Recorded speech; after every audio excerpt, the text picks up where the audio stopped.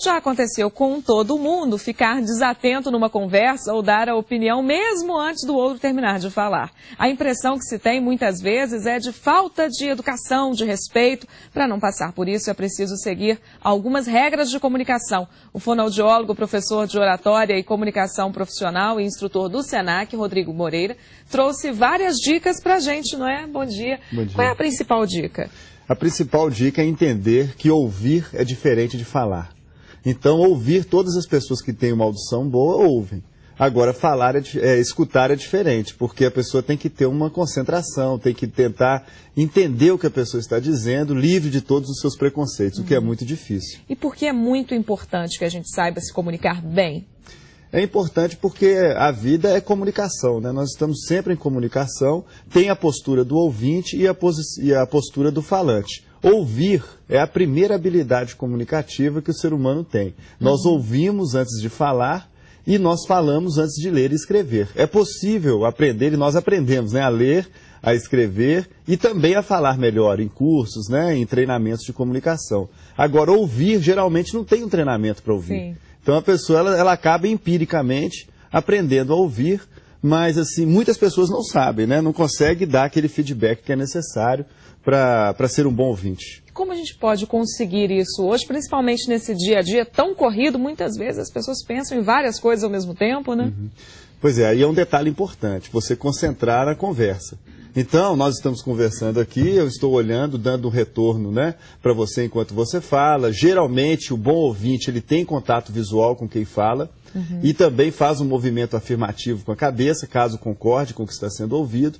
Se não concordar, geralmente mostra através da fisionomia que não concorda e quem está falando percebe isso e tem a oportunidade de se recolocar.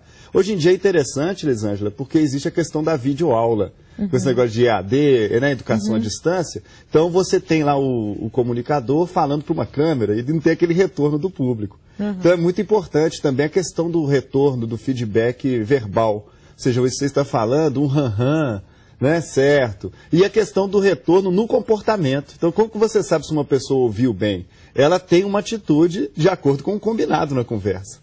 Então, se ela não realizar aquilo, é porque ela não entendeu ou não quis entender, não é verdade? Isso no trabalho é muito importante, né? Ali naquela conversa com o chefe.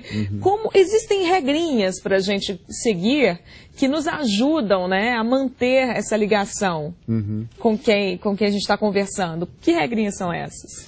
Pois é, a primeira regra é tentar se ausentar de qualquer distração. Um ambiente propício à comunicação é um ambiente onde que tanto o falante quanto o ouvinte eles estão concentrados no assunto. Então você está ali frente ao seu chefe, frente a um falante, você tem condição de prestar atenção nele porque não tem nada à sua volta que tira a sua atenção.